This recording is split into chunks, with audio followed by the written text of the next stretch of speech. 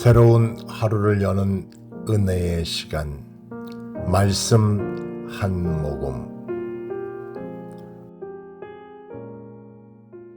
오늘의 말씀은 창세기 41장 14절부터 21절 말씀입니다. 이에 바로가 사람을 보내어 요셉을 부르매 그들이 급히 그를 옥에서 내놓은지라. 요셉이 곧 수염을 깎고 그의 옷을 갈아입고 바로에게 들어가니 바로가 요셉에게 이르되 내가 한 꿈을 꾸었으나 그것을 해석하는 자가 없더니 들은즉 너는 꿈을 들으면 능히 푼다 하더라.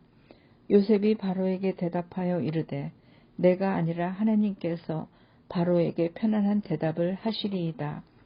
바로가 요셉에게 이르되 내가 꿈에 나일 강가에 서서 보니 살찌고 아름다운 7 암소가 나일 강가에 올라와 갈밭에서 뜯어먹고 그 뒤에 또 약하고 심히 흉하고 파리한 7 암소가 올라오니 그같이 흉한 것들은 애굽 땅에서 내가 아직 보지 못한 것이라. 그 파리하고 흉한 소가 처음에 7 살찐 소를 먹었으나 먹은 듯 하지 아니하고 여전히 흉하더라. 내가 곧 깨었다가. 아멘. 좋은 아침입니다. 우리는 인생을 살면서 종종 이 상황을 어떻게 풀어야 하지 하는 막막한 순간을 맞이할 때가 있습니다. 무엇을 결정해야 할지, 어떤 방향으로 나아가야 할지 고민하게 될 때 사람들은 보통 자신의 경험이나 주변의 조언을 찾게 됩니다. 그런데 어떤 문제는 그런 인간적인 지혜로는 도무지 해결이 안 될 때가 있습니다. 그럴 때 우리는 하나님의 지혜, 곧 호크마의 도움이 절실하죠. 성경이 말하는 지혜는 단순히 똑똑한 것이 아닙니다. 호크마는 하나님의 뜻을 바르게 분별하고 그 뜻을 삶 속에서 실천해내는 그런 능력을 의미합니다. 다시 말해 하나님의 관점으로 현실을 해석하고 그 뜻을 따라 용기 있게 행동하는 것입니다. 오늘 본문은 애굽의 왕 바로가 아무도 풀 수 없는 꿈을 꾸고 고민하던 때에 감옥에 있던 요셉이 하나님의 지혜로 그 꿈을 해석해내고 결국 총리로 세워지는 그런 장면을 우리에게 소개하고 있습니다. 이 이야기는 단지 한 사람의 성공적인 스토리가 아니라 하나님의 지혜가 세상을 어떻게 이끌어가는지를 보여주는 놀라운 장면입니다. 본문은 바로가 꿈을 꾸고 있는 요셉이 불려나와 그 꿈을 해석하며 풍년과 흉년에 대한 계획을 제시하는 이야기입니다. 요셉의 지혜는 하늘로부터 왔습니다. 바로가 꿈을 꾸었는데 그 누구도 해석하지 못했습니다. 술 먹던 관원장이 그제서야 요셉이라는 인물을 기억해내고 바로에게 말했죠. 감옥에 꿈을 해석하는 히브리 청년이 있습니다. 그래서 바로는 요셉을 급히 불러옵니다. 바로가 사람을 보내어 요셉을 부르매 그들이 그를 급히 옥에서 내놓은지라. 요셉이 먼저 한 말이 무엇인지 여러분 기억하십니까? 내게 있는 것이 아니라 하나님께서 바로에게 평안한 대답을 하시리이다. 요셉은 자신이 해석자임을 부정하지 않았지만 해석의 근원이 하나님임을 분명히 했습니다. 이게 바로 지혜의 시작입니다. 진짜 지혜는 하나님께로부터 온다는 것을 아는 것, 그것이 바로 호크마의 출발점이죠. 오늘 우리도 어떤 문제 앞에서 내 머리로는 안 됩니다 라고 고백할 수 있어야 하겠습니다.